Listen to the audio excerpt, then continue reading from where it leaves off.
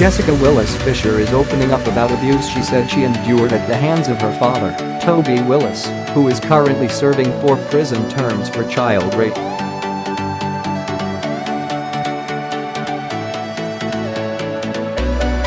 The woman is the oldest daughter of a 14-member seemingly Christian family, where the siblings performed music as the Willis clan.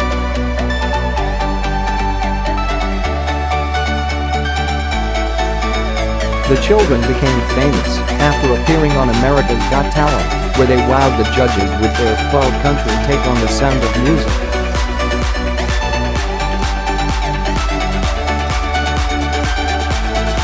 The clan later landed their own show on TLC, though it was cancelled after just 2 seasons, while the names of those abused by Toby Willis were never published because they were not only victims but minors. Willis Fisher described not only her own abuse at the hands of her own father, but also said she knew in 2016 that sexual abuse was still happening in the family.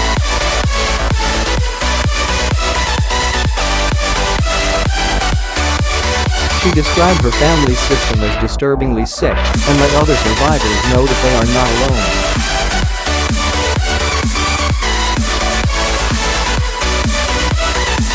Here's what you need to know. Her father is serving 4 concurrent sentences in prison after pleading guilty to child rape. 48-year-old Toby Willis, a father of 12 and former TLC reality star, was sentenced on July 12, 2017, to 40 years in prison after pleading guilty to 4 counts of child rape in Tennessee.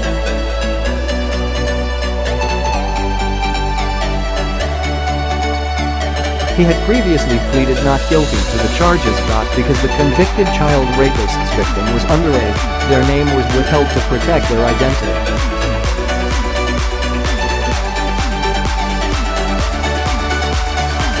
However, the Tennessean reported Toby Willis was charged after the Tennessee Bureau of Investigation discovered that 13 years prior, he had raped a girl who was between the ages of 9 and 12 at the time.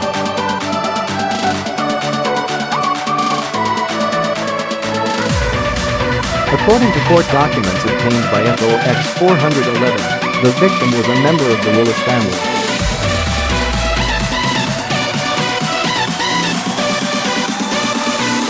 Toby Willis received 2 sentences of 25 years and 2 sentences of 40 years for the 4 counts of child rape.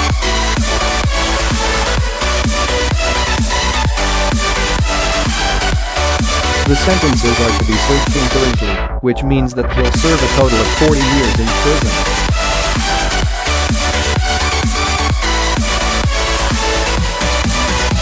She got in an emotional blog post. She described horrifying abuse by her own father that she believes began at the age of 3 today. We celebrate the birthday of Jessica, our beautiful eldest sister of 26 years now.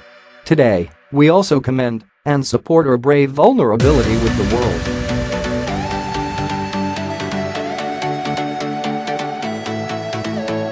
Today, we celebrate her truth being told. TCOLAD 36 Strex number, family number, truth number, Willis clan number, Willis family number, music pick.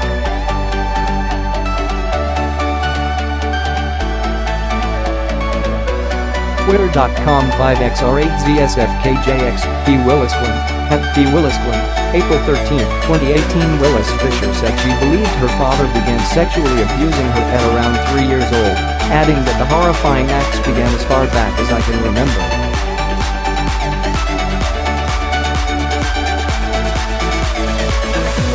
Willis Fisher wrote on her blog, in part, "As far back as I can remember, I was sexually abused by my father.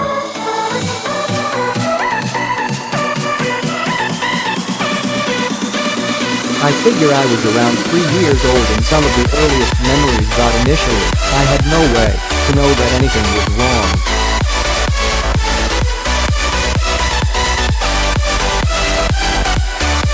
When I did eventually come to realize the fact, I had no way to accurately express what was happening to me.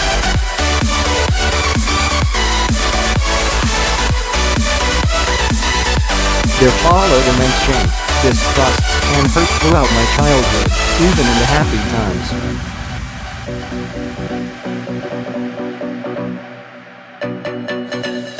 thus ran the two parallel storylines that became my life. An initial awareness of questionable behavior began when I was around 9 years old.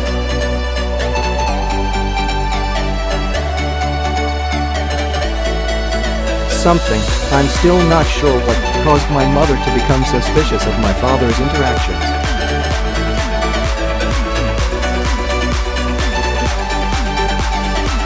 I didn't realize there was zero evidence of anything specific, and all I did was nod uncertainly when a few general questions were asked by my mother.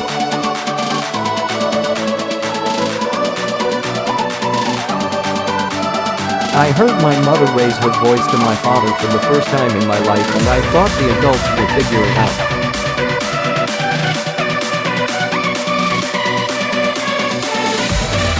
I didn't understand that my father simply denied any wrongdoing and became more secretive and dangerous from then on. It was suspected that Toby Willis's victim could have been 25-year-old Willis Fisher because she would have been 12 at the time the crimes took place.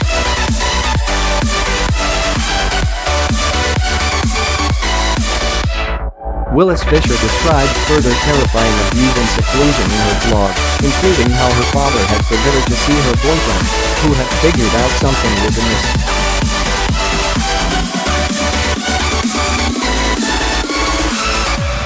The woman said she escaped after Toby Willis beat her with a belt following an argument with a sibling. The middle of August arrived and found our family neck-deep in filming a live concert DVD.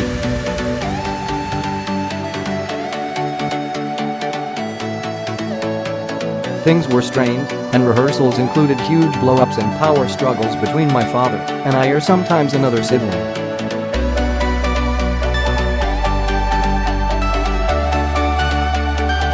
That weekend, Sean sent me a message saying he thought he had figured out what had happened in my past.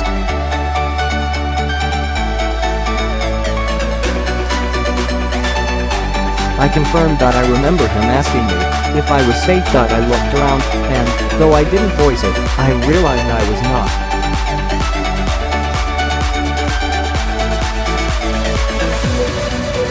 No one had ever told their truth. No one had ever truly stood up to my father.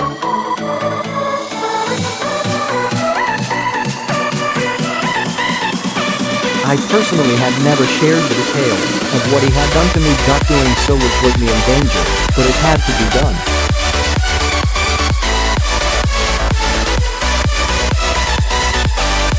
I sat down and wrote a 14-page document about the worst abuse. It poured out of me in terrible detail, and it was the first time I felt the power of its story.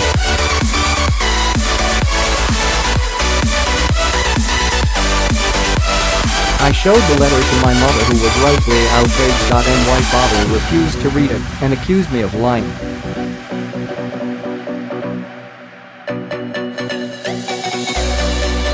I had taken my first step towards speaking out, but I had shared my story with another victim trapped in the same prison as me.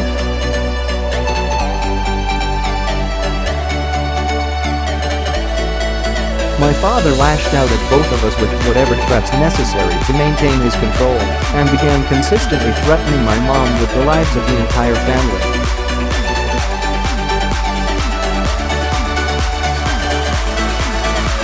I continued to look for a way out on my own, but it can seem impossible to jump off a runaway train.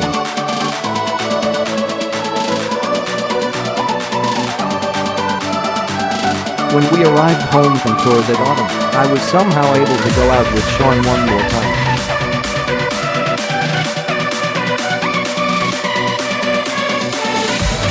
When I arrived home that night, my family had been made aware of my secret and inappropriate communication with him, and Sean was excommunicated.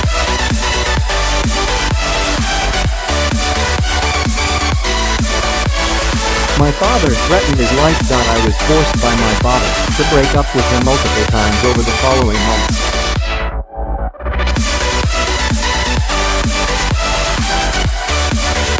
All manner of technology or communication was taken away from me, and even secret letters were found out.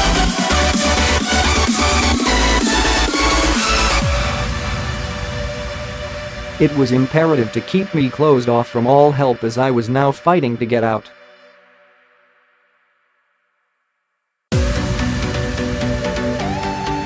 My life amounted to a type of house arrest. I sank into the first depression of my life and lost close to 15 pounds.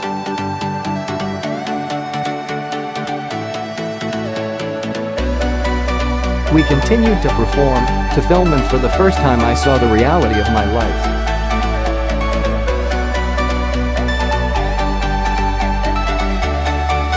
The abuse was in my mind every day. How could I have stayed this long? My father sought to stamp out my rebellion and became increasingly violent towards me even in front of the family.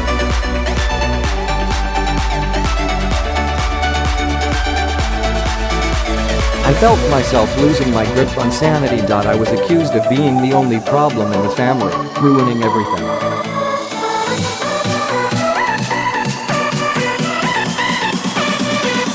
It was said I was possessed by a demon. Things were escalating. I began to fear for my life.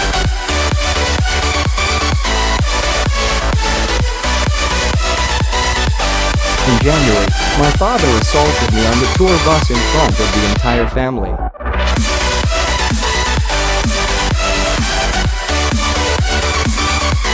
He blamed my disobedience and defied everyone, though my mother and siblings tried to interfere.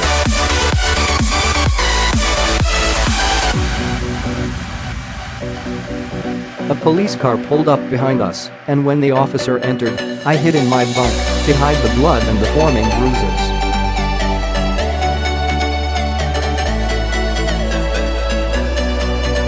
Everyone put on their show faces. I am that moment, I knew I was betraying myself.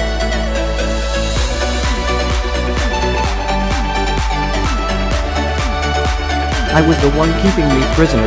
Again, all of this is extremely abbreviated.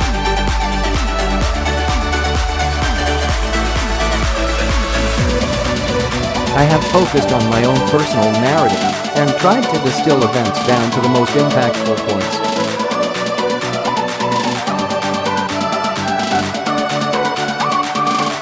I woke up one morning during the first week of April, not knowing it was the day I was going to finally leave.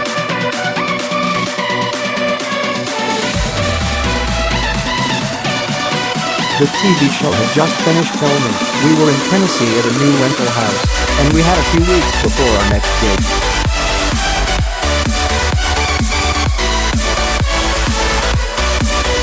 Halfway through the morning, my brother Jer and I had a disagreement and he went to our father.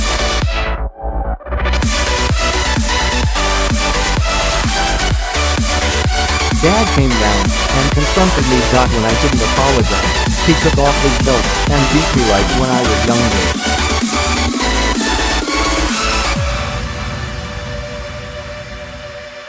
He said it was his God-given responsibility to punish me. It was in that moment I knew.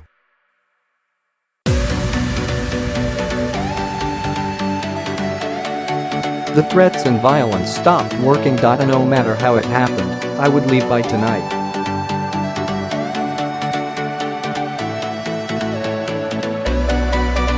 The rest of the day was like a blur. I had tried to leave multiple times before and was always physically prevented.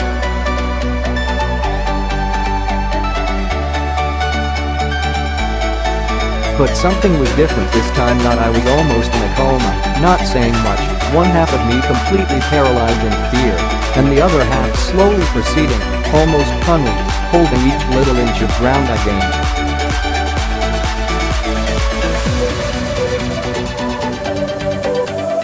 One after another there were various threats of further violence and legal repercussions from Dad.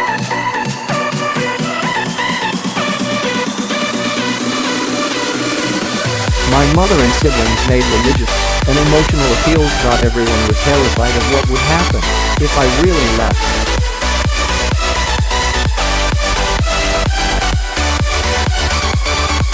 But these things had lost their power over me. I was so far retreated into myself that I somehow found the trembling strength to keep insisting.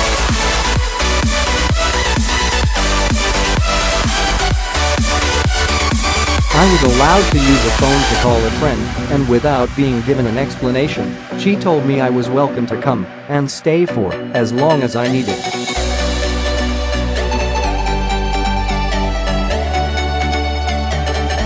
I had no plan, but the immediate steps eventually took shape. TWO of my siblings offered to drive me.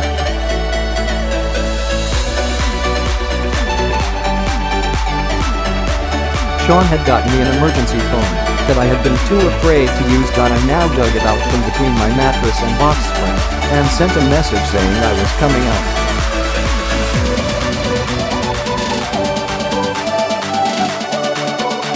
In every moment of that car ride, I felt I was about to wreck my guts out. I had never felt so physically sick with fear and a grimacing determination.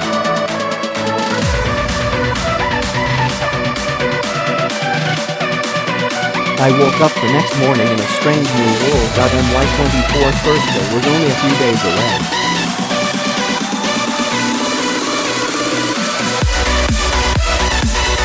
It had taken way too long, and at times I thought I would die, but I had finally escaped.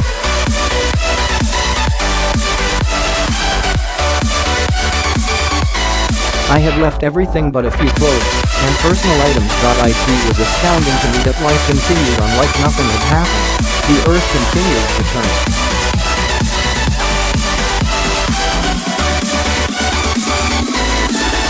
One day at a time, I tried to begin again.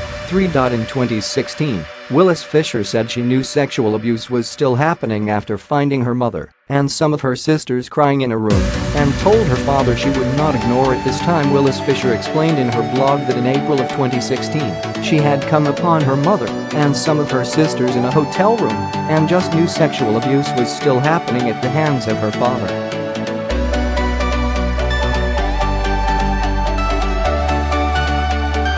She wrote, April's schedule brought a band tour, and I hit the road with my family on our tour bus.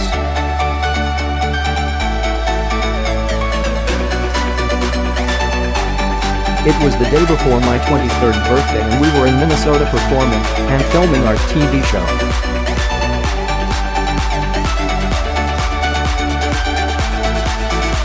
I came into my hotel room that night to find my mother and some of my sisters sitting on the bed crying with that look on their face I had seen so many times before.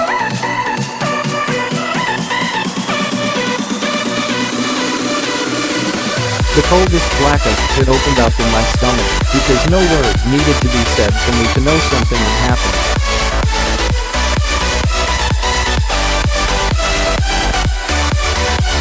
How was I here again? I could not stay in denial about my past, because it obviously wasn't staying in the past, even though at times I had tried so hard to forgive and forget.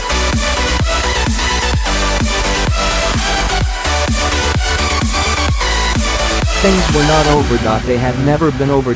Sexual abuse was still happening.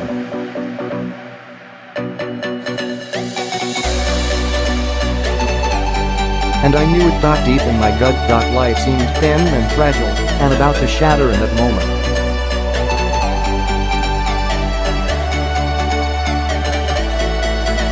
The delicate balance of ignorance and fear and hope was about to break wide open.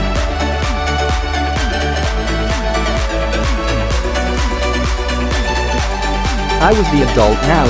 Something had to change. That night I told my father I would not ignore it this time.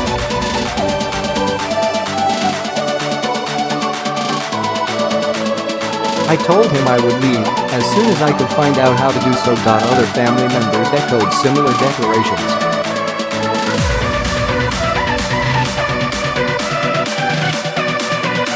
Again, this is another situation that my mom, my siblings and I have been able to talk about more recently and peel back the layers of confusion and conflict to understand that we all had different viewpoints and interpretations of events during that night.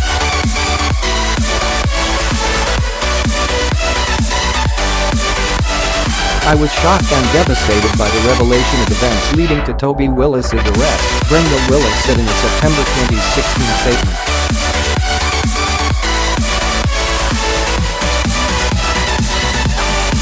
As these are very trying times for the Willis family, I kindly ask all to respect our family's privacy.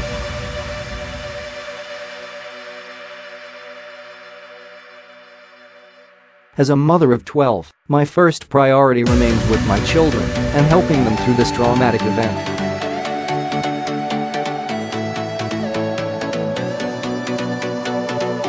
We are canceling all appearances for the foreseeable future to focus on the children and their well-being.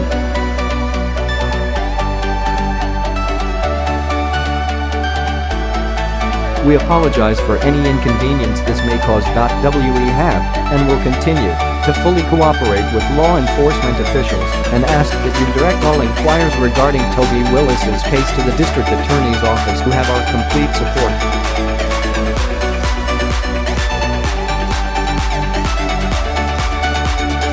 The family rose to fame after appearing on America's Got Talent, before starring in their own reality show in 2014. Willis Fisher and her siblings gained fame after wowing the judges at America's Got Talent.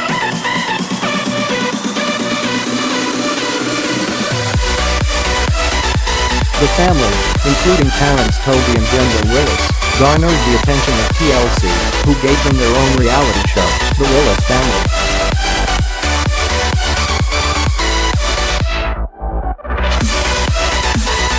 She is no longer a part of the Willis family and is being praised for speaking out as a survivor last year.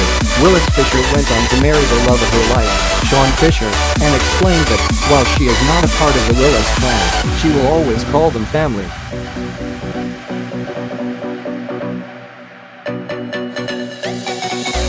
As a survivor, she would like to let others know they are not alone. She stated, "I am not currently a part of the Willis clan band, but I will always be a part of the Willis family."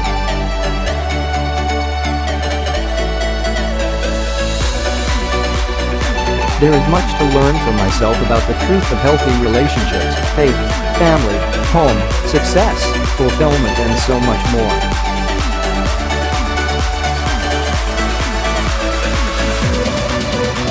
I appreciate the grace that is given by those closest to me. I assert my right to protect the privacy of my personal life, while still feeling free to explore and passionately pursue my dreams and goals.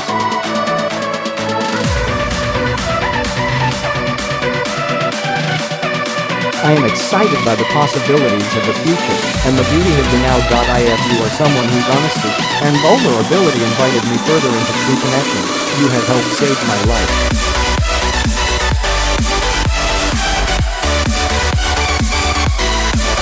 I can still struggle with the wish that I could have stood up sooner, been stronger, saved myself and my family in the way that was desperately needed for so long.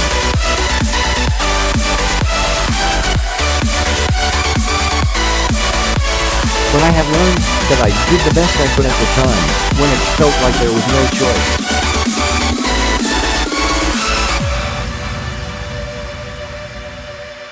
I didn't know until I finally knew. I couldn't stand until I finally stood. There is no shame in finally being strong.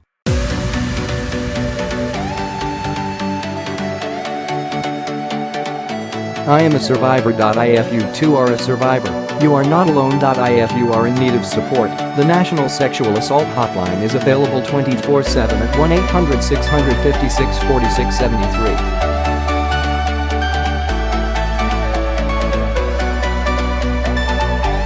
The Willis clan showed their support for the brave family member through an Instagram photo caption. "Today, we celebrate the birthday of Jessica, our beautiful eldest sister of 26 years now. Today, we also commend and support her brave vulnerability with the world."